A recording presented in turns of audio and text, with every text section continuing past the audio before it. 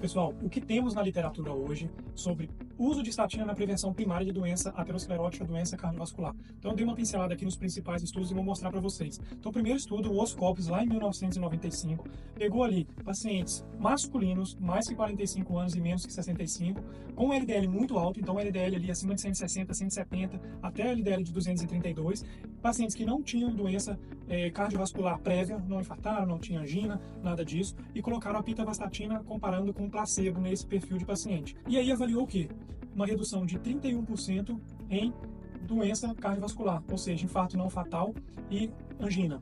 Problemas do estudo. Então, o estudo que foi patrocinado pela Bristol, produtora de pitavastatina, é um estudo com uma população muito restrita, então só pegou homens nessa faixa etária, então excluiu as mulheres. E o NNT foi um NNT ali próximo de 50 em 5 anos, ou seja, o número necessário para tratar, se trata um paciente e você tem essa redução de 31%.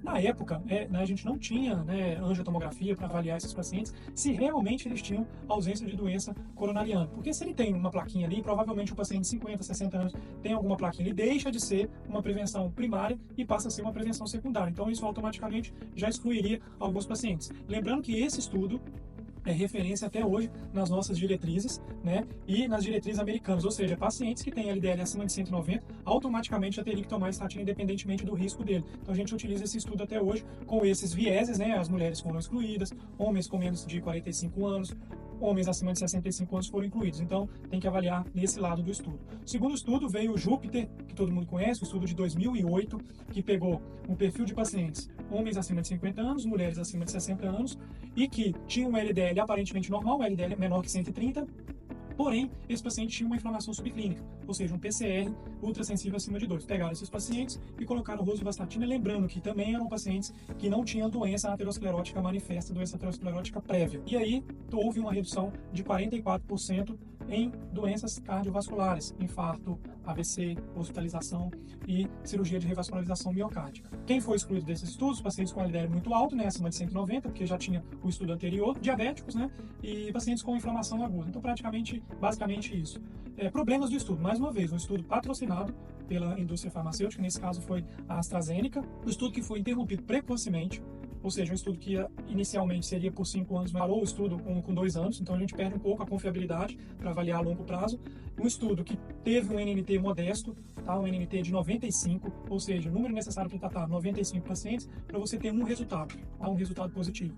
E um dos grandes problemas, que para mim é um problema grave, é que a documentação esses pacientes não tinham doença aterosclerótica, foi simplesmente pela autodeclaração do paciente ou exame clínico ali pelo médico. Nenhum paciente fez teste de esteira, cintilografia e angiotomografia de coronário. Então, um estudo que deixa as dúvidas aí, certo? E outro estudo que veio em 2016 foi o estudo HOPE-3. Pegou também o mesmo perfil de paciente, homens acima de 50 anos, mulheres acima de 60 anos, que tinham um risco intermediário, e que não tinha doença cardiovascular prévia. Excluídos do exame, alguns ali pacientes acima de 190 de LDL, o diabético, que já entra como alto risco, foi excluído, algumas doenças hepáticas, entre outros. E aí colocou a rosuvastatina nesses pacientes, o que houve uma redução de 24% em eventos cardiovasculares maiores também, igual ao Júpiter. E aí entra problemas do estudo.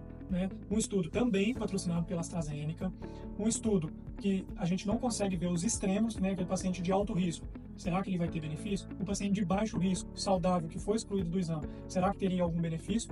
E um outro grande problema, que um NNT de 91. Então, ou seja, eu preciso tratar 91 pacientes para ter um resultado positivo e mesmo assim uma redução de 24% em eventos cardiovasculares maiores. Sempre ali desfecho composto, e que é também um fato negativo do estudo. E o outro estudo que a gente tem foi uma meta-análise de 2010, que eu não vou incluir muito, porque foi um estudo que pegou esses 3 principais e mais alguns estudos observacionais que têm alguns viés. Então, o que a gente tem na literatura hoje são esses 3 principais estudos que incluem na diretriz americana e que incluem na diretriz brasileira. Então, a gente consegue perceber que tem vários subgrupos que a gente não tem evidência. Por exemplo, mulheres com LDL muito alto foram excluídas do estudo, então não tem evidência. Homens com menos de 45 anos, ele não foi incluído em nenhum estudo. Idosos, em alguns estudos, eles não foram incluídos.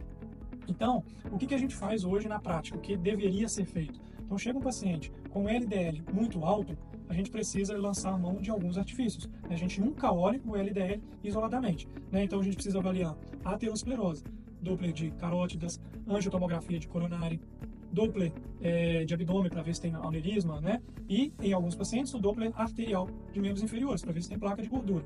Feito isso, não tem nada, a gente pode lançar a mão dos fatores inflamatórios subclínicos do corpo, homocisteína, PCR ultrassensível, lipoproteína, que é uma proteína que está muito em alta na atualidade, que aumenta o risco de doença aterosclerótica no futuro, a apolipoproteína B, que é um marcador de que esse colesterol, ele realmente é um colesterol ruim, pequeno, denso, é um LDL oxidado, então a gente precisa lançar a mão desses artifícios, tá, gente? Beleza? Então é isso que a gente tem na literatura.